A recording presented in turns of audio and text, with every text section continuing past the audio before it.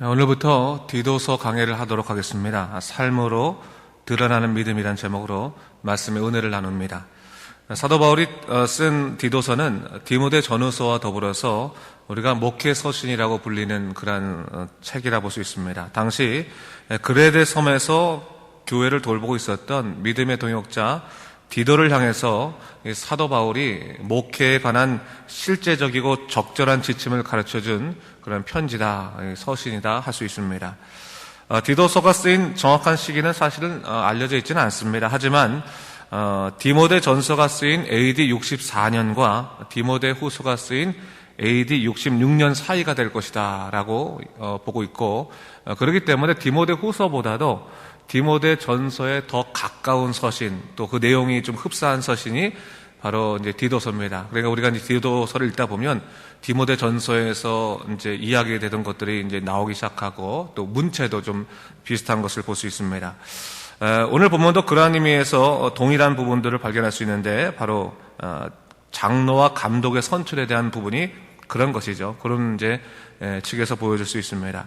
오늘 본문 디도서 1장은 사도 바울이 디도에게 그레데 교회 장로를 세울 것을 권면함과 동시에 교회 내에서 허탄한 이야기가 퍼져나올 때 그 허탄한 얘기를 퍼뜨리는 거짓 교사들에 대해서 어떻게 경계할 것인가 하는 그 경계 이야기가 나오는 것을 볼 수 있습니다. 당시 그레데 교회는 거짓 교사들로 인해서 교회 내에 다소 혼란들이 있었는데, 그들은 크게 이제 두 가지 종류가 있었습니다. 하나는 할례를 받아야지만 구원을 받는다라고 하는, 어떻게 보면 유대 율법에 또 이게 그 마음이 더 가 있었던 그런 사람들이 있었고, 또 어떤 사람들은 구원은 오직 믿음으로만 받는다라고 주장하면서 행위는 상관이 없다라고 말하는, 어떻게 보면 오늘날의 구원파적인 그런 그 주장을 하는 사람들도 있었다고 봅니다. 그런 이유로 실제로 그레데 교인들은 입으로는 하나님을 시인하는데 그에 따른 선한 행위가 없었습니다. 그래서 사도 바울이 오늘 본문 16절에서 이렇게 말합니다. 보세요, 여러분. 16절. 그들이 하나님을 시인하나 행위로는 부인하니 가증한 자요, 복종하지 아니하는 자요, 모든 선한 일을 버리는 자니라 했어요. 믿음과 행위는 불가분의 관계고, 믿음은 반드시 삶으로 드러난다는 것이죠. 그것이 진짜 믿음이다라고 하는 거예요. 사실은 이 디도서는 이 시기적 성격으로는 사도 바울이 거의 마지막 사역할 때 쓰였던 책들입니다. 그렇기 때문에 로마서나 갈라디아서에 주장하는 그 십자가에 대한 얘기가 여기서는 좀 중심이 되지 않고 있는데, 십자가가 약해졌기 때문에 중심이 된 것이 아니라 바울이 사역을 하다 보니까 이 사람들이 오해하는 부분들이 있었습니다. 그것은 뭐냐면, 믿음으로 구원받는 것은 분명합니다. 그것은 하나님께서 약속하신 바고 우리가 행위로서 구원을 받을 수 없습니다. 그런데 어떤 사람들이 믿음으로 구원을 받는다고 주장하면서 실제로 그들의 삶의 행위가 드러나지 않는 것을 보면서, 그들이 행위적으로 변화가 일으키지 않으면서도 나는 구원받았다라고 주장하면서 교회를 혼란케 하니까 그거 아니다. 믿음은 반드시 행위로 드러나야지만 믿음이다. 그리고 그것이 바로 거룩한 삶에 있어서의 부분이다. 그래서 사도 바울이 이 후반기로 갈수록 믿음과 행위라고 하는 두 가지 차원이 동시에 주장이 되고 있는 것을 사실 볼 수 있는 겁니다. 그런 배경하에서 사실 디도서가 쓰여져 있다라고 볼 수 있습니다. 자, 오늘 본문 1절을 보면요, 사도 바울이 디도에게 편지를 쓰면서 자신이 하나님의 종이며 예수 그리스도의 사도라고 말하죠. 이것은 자기에 대한 정체성을 드러내는 것인데, 자기는 하나님의 뜻에 따라 일하는 사람이며 예수 그리스도의 사명에 의지해서 일할 것이라고 하는 사실을 분명히 얘기하고 있는 거죠. 사도 바울은 자기 생각으로 일하는 사람이 아니었습니다. 그는 오직 하나님의 선하신 뜻에 따라 일하기를 기뻐했으며, 이로 인해서 2절에서 말하는 것처럼 영생의 소망을 전하는 일에 목숨을 걸었던 사람이다. 그것이 자기에게 가장 커다란 사명 일이었다라고 이야기하고 있습니다. 자, 오늘 우리가 믿음 생활하면서요, 이 목숨을 걸면서 전하려 했던 사도 바울의 사명, 영생의 소망에 관해서 우리가 믿음 생활할 때 얼만큼 또 소망을 품고 있는지를 돌아볼 필요가 있습니다. 사실 우리가 믿음 생활하면서도요, 대부분의 기도나 우리의 소망이 이 세상에 머물러 있을 때가 많지 않습니까? 그래서 하나님 우리에게 이 물질의 문제를 해결해 주십시오. 하나님 우리에게 건강의 문제를 해결해 주시옵소서. 하나님 우리에게 이 삶에 있어서의 모든 관계 문제를 해결해 주시옵소서. 사실은 우리에게 현실적인 문제가 중요하지 않을 수 없죠. 왜? 현실의 기쁨이 있어야지, 현실의 문제 해결이 있어야지만 우리가 미래도 건강하게 살아갈 수 있기 때문에 현실의 문제가 중요할 건데, 한번 이렇게 생각해 볼 수가 있어요. 현실의 문제가 해결된다고 해서 우리가 진짜 행복하고 의미 있는 삶을 살아가는 것인가? 라는 걸 돌아보게 되면 사도 바울이 결국 믿음의 지경을 넓히면서 바라본 것이 뭐냐면, 미래의 문제, 다시 말해 우리의 영생의 소망의 문제를 해결함으로 인해서 오늘의 어려운 문제를 뛰어넘을 수 있는, 대처할 수 있는 믿음의 굳건함과 강건함이 생길 수 있다면 오늘의 문제가 우리의 믿음을 방해하지 못할 것이다 라는 것을 이야기하는 거죠. 영생의 소망, 그런 거죠. 여러분, 우리가 좀 더 큰 것을 바라보고 큰 것을 누리게 되면 작은 것에 대해서는 우리가 담대하지 않습니까? 예를 들어서 우리가 자동차 사고 난다 그래도 보험 제도로 다 들고 모든 것이 다 처리되어 있으면 사고가 조그만 거 나도 사실은 그 문제에 대해서 마음을 뺏기지 않듯이, 사실 우리의 모든 삶이라는 게 그런 거예요. 우리의 모든 삶이라는 것이 하나님께서 우리가 죽어도 하나님 나라의 영생의 축복을 누리는 능력을 주셨고 또 그런 기쁨을 주셨다면, 그러한 그 깊은 하나님의 놀라우신 약속으로 인해서 현실의 고통의 문제도 어떻게 보면 능히 이길 수 있는 힘이 생길 수 있는 것이다 라는 것을 잊지 말아야 되는 거죠. 그래서 우리가 믿음 생활할 때 영생의 소망을 지닌 자라는 사실을 항상 잊지 말아야 되는 거예요. 그게 참 중요한 그런 믿음의 고백이고 또 영적인 힘이라고 볼 수가 있습니다. 사도 바울은 바로 그런 것을 전하기 위해서 목숨을 걸었던 거죠. 사명을 다했던 사람이다. 영생의 소망을 전하기를 기뻐했던 사람이다 라고 얘기하고 있습니다. 그 사도 바울이 오늘 4절에 보니까 뭡니까? 믿음을 따라 참 아들 된 디도에게 이러한 편지를 쓴다라고 하는 거예요. 그 말은 뭡니까? 자신의 사명을 따라 일하는데 아들 된 디도도, 이제 믿음 안에서는 아들 된 디도도 사명을 따라 일하기를 바라는 마음에서 그렇게 얘기하고 있는 거죠. 그래서 너도 그레데 교회를 목회할 때 세상적인 현실적인 문제 때문에 고민하지 말고 좀 더 넓은 믿음의 세계, 영생의 소망을 갖고 일해라 라는 차원에서 이렇게 이야기하고 있다라고 볼 수 있습니다. 그러면서 5절 말씀 보니까요, 사도 바울이 그레데 섬에 디도를 남겨둔 이유에 대해서 상기시켜주고 있는 것을 볼 수 있습니다. 5절을 보세요. 제가 한번 읽어보겠습니다. 내가 너를 그레데에 남겨둔 이유는 남은 일을 정리하고 내가 명한 대로 각성의 장로들을 세우게 하려 함이니 라고 말하고 있어요. 무엇입니까? 장로를 세우는 것이 역할이다 라는 것을 얘기하고 있죠. 디도를 통해서 장로를 세움으로 인해서 교회가 든든해지는 것이다 라는 걸 얘기하고 있죠. 사실 오늘날에는 목사가 많이 있죠. 목사가 많이 있기 때문에 교회가 이제 교회 사람들이 모여서 교회가 세워지려고 할 때는 목사를 청빙하면 되는데, 당시에는 목회자가 별로 없었습니다. 그래서 목회자들이 대부분 순회 목회자였어요. 가면서 교회를 세우고 또 가면서 세우고 이런 식으로 하고, 디도도 그레데 섬에 장로를 세우고 이제 오라는 거죠. 사실 이 편지 내용이 그런 건데, 장로가 세워져야지만 교회가 세워진다는 거예요.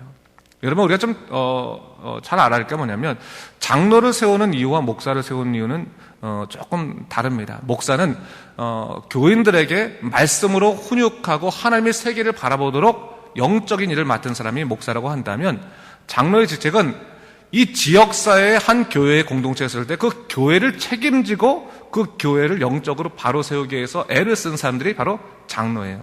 장로는, 그래서 목사는 노예에서 세우는 거고, 노예에서. 그리고 장로는 어디서 세워요? 교회에서 세우는 거, 교회에서. 그래서 장로는 한 교회에 세우면 그 교회에 목숨을 걸라고 그렇게 세우는 사람이 장로다라는 것을 얘기하고 있는 거죠. 그래서 오늘 장로를 세우고 오라는 건 뭐냐면, 교회를 향해서 목숨을 걸 만한 그 사람을 세우고 난 다음에, 그러고 난 다음에 너는 떠나라. 이제 나하고 더불어 또 다른 사역을 해야 된다라는 것을 얘기하기 위해서 장로를 세우라고 얘기하는 거예요. 근데 그 교회의 목숨을 걸고 교회를 지킬 만한 장로는 어떤 사람이 되어야 되느냐? 오늘 본문을 보니까 뭘 얘기하고 있냐면 6절에서 이렇게 얘기하고 있습니다. 6절 말씀 제가 볼까요? 책망할 것이 없고 한 아내의 남편이며 방탕하다고 비난을 받거나 불순종하는 일이 없는 믿음의 자녀를 둔 자야 할지니라. 7절 말씀도 볼게요. 감독은 하나님의 청지기로서 책망할 것이 없고 제 고집대로 하지 아니하며 급히 분내지 아니하고 술을 즐기지 아니하며 구타하지 아니하며 더러운 이득을 탐하지 아니하며 오직 나그네를 대접하며 선행을 좋아하며 신중하며 의로우며 거룩하며 절제하며 미쁜 말씀을 가르침을 그대로 지켜야 하리니 이는 능히 바른 교훈으로 권면하고 거슬러 말하는 자들을 책망하게 하려 함이라 했어요. 몇 가지 얘기하고 있죠. 첫 번째로 얘기한 건 뭡니까? 한 가장으로서 가정을 잘 다스리는 자가 우선적이다라는 걸 얘기하는 거죠. 그 말은 뭐냐면 가정을 잘 다스리는 자가 교회를 잘 다스릴 수 있다라는 것을 얘기하는 거고, 다른 말로 하면 교회도 하나의 뭐예요? 가정과 같은 것이다. 가정 공동체다. 저 가족 공동체와 똑같은 것이다라는 걸 얘기하는 거죠. 그래서 그런 거고, 또 하나 뭡니까? 윤리적으로 책망받지 않을 자라는 걸 얘기하는 거예요. 그러니까 장로는 적어도 사회 윤리적으로도 책망받지 아니하고 저 사람 정도면 그래도 우리보다는 훨씬 더 낫지, 도덕적으로 훨씬 낫지, 그런 부분들이 보여한다는 거죠. 근데 여러분, 우리 분명히 알 건 뭐냐면 신앙과 도덕은 떨어져 있지 않다고 하는 거죠. 뭡니까? 붙어 있는 거. 물론 믿음 없는 사람들도 도덕적일 수 있어요. 왜? 무엇에 근거해서? 양심에 근거해서. 하나님께서 우리에게 양심을 주셨기 때문에 양심에 근거해서 도덕적일 수 있는데, 장로는 양심에 근거해서 도덕적인 사람이 아니라는 겁니다. 무엇에 근거해서 도덕적인 사람이에요? 신앙에 근거해서 도덕적인 사람이라는 거예요. 다시 말해, 신앙으로 인해서 삶의 열매를 맺는 사람이 장로다, 감독이다라는 것을 얘기하고 있는 것이죠. 다른 말로 한다면 뭡니까? 우리가 하나님의 교회를 바로 지키기 위해서는 뭐 장로님들만 얘기할 게 아니라, 목사만 얘기할 게 아니라 뭐예요? 우리 모두가, 개개인 모두가 뭐예요? 믿음에서 출발한 삶의 열매를 맺어야 된다고 하는 것을 얘기하는 거예요. 그럴 때 교회가 바람직하게 지켜진다라고 하는 거죠. 사실 보세요, 여러분. 우리가 현대 교회가 있어서 교회가 위협을 받는 가장 커다란 이유는 뭐 적그리스도나 사탄이 많아졌기 때문에, 그것 때문에 위협받는 거라기보다는 뭐예요? 우리 안에 뭐예요? 신앙의 열매가 보이지 않게 되면서 세상의 그리스도인들을 갖다가 무시하기 시작하면서 벌어진 일이라는 것을 우리 절대로 잊지 말아야 되는 거예요.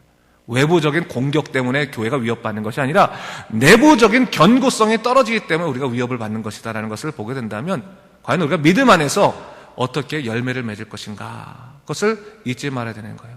뭐 예를 들어서 뭐 기도는 10시간, 20시간 하는데 삶에는 전혀 열매가 없다라고 한다면 이건 잘못됐다라고 하는 것을 성경이 얘기하고 있는 거죠.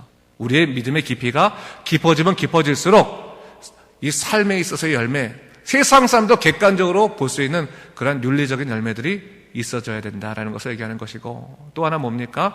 예수 안에서 다른 모습들이 있어야 된다는 것을 얘기하는 거죠. 여기 뭐 7절에는 성품적인 얘기를 하고 있고요. 8절에서는 선행적인 얘기를 하고 있죠. 그래서 나그네를 잘 대접하고 선행을 좋아하고, 이 말은 뭡니까? 결국 자기 자신만을 사랑하는 것이 아니라 뭐예요? 자기를 뛰어넘어서 남을 사랑하는 모습이 있어야 된다. 남을 사랑하는 모습. 사실 여러분, 자기 돈으로 자기를 기쁘게 하는 것은 당연한 일인 거예요. 그렇잖아요. 하나님께서 우리에게 부으셔서 하나님, 우리 가족을 정말 이렇게 기쁘게, 정말 여유 있게 살게 하신 거 감사합니다. 정말 하나님, 정말 이런 축복된 인생 살게 해서 감사합니다. 그건 당연한 일이죠. 하나 더 뛰어넘어야 되는 거 뭐죠? 이제 우리 물질이 남들, 어려운 사람들과 고통 입은 사람과 같이 쌓여지고, 또 하나님의 일들을 사용되어지고, 그런 하나님이 주신 물질의 축복을 어저께도 말했지만 우리 인생의 통로를 통해 사용됐으면 너무 아름다운 거죠. 너무너무 아름다운 거죠. 그러니까 저는 그런 것 같아요. 성경에 보면 상급이라고 하는 표현이 나오잖아요. 상급이라고 하는 표현. 근데 사실은 우리가 이 상급이라고 하는 표현들을 좀 어떻게 이해하면 좋겠냐면, 상급은 일단은 하나님 나라 간 사람들에게 주어지는 거죠. 그렇죠? 하나님 나라 가기 위해서 주어지는 게 상급이 아니라 하나님 나라 간 사람에게 주어지는 거죠. 그 말은 뭐냐면, 우리가 예수 그리스도로 인해서 하나님 나라 가는 것은 믿음으로만 가는 것입니다. 하지만 하나님 나라에 가서 정말 어떠한 상급이 기다리고 있을지 모르지만 정말 하나님의 뜻에 따라서 사명에 따라 살아가고, 또한 자기 것을 나누면서 정말 하나님 기뻐하시는 믿음의 삶 사는 사람들이 좀 더 다른 모습이 있을 수 있을 것이다라는 것은 우리가 좀 예측해 볼 수도 있는 것입니다. 뭐 그것을 이렇습니다라고 정하기보다는 하나님께서 기뻐하시는 삶은 뭡니까? 예수 안에서 구원받은 사람들이 더욱더 하나님의 뜻에 따라 살아가는 것을 기뻐하신다는 것은 절대로 잊지 말아야 되는 거예요. 그건 사랑하는 그 아들의 모습을 갈 수 있을 거라는 거죠. 그런 것을 얘기하고 있고요. 자, 9절 말씀은 아까 제가 한번 읽었지만 다시 한번 읽어볼까요? 9절 말씀 읽겠습니다. 시작. 믿은 말씀의 가르침을 그대로 지켜야 하리니 이는 능히 바른 교훈으로 권면하고 거슬러 말하는 자들을 책망하게 하려 함이라 했어요. 장로의 역할은 여기 앞에 성품대로 쭉 드러났지만 크게 오늘 9절 말씀에는 두 가지를 얘기하고 있죠. 하나 뭡니까? 말씀에 순종하는 모습들을 사람들에게 보여주는 것이 장로의 역할이고, 첫 번째로는 어떻게 보면 믿음의 본이 되는 것, 그 장로의 역할이고, 그 말을 뭐라고 말해서 믿은 말씀 뭐예요? 믿음직한 말씀. 그러니까 말씀이 그대로 자기한테 믿음 바 된 그 말씀대로 뭐예요? 지켜 행하는 사람, 순종하는 사람, 말씀이 눈으로 보이는 것을 그 역할을 하는 사람, 그런 사람의 역할이 장로의 역할이 중요한 역할이고, 또 하나 뭘 얘기하고 있습니까? 뭐예요? 바른 교훈으로 거슬러 말하는 자들을 책망하는. 이 말은 뭐예요? 교회 내에도 거슬러 말하는 사람이 있다는 거. 잘못 말하는 사람들, 또 세상적으로 잘못 말하는 사람, 그런 사람들을 뭐예요? 책망하기 위해서 장로가 세워지는 것이다라는 것을 얘기하고 있는 거예요.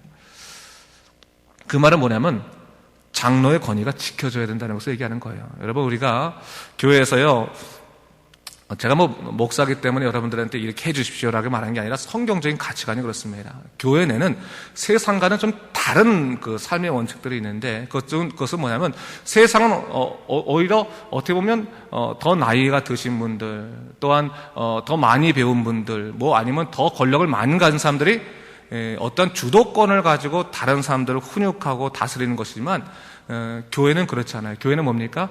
믿음으로 세운 사람들이 영적 질서에 어떻게 보면 기준을 형성하게 되는 겁니다.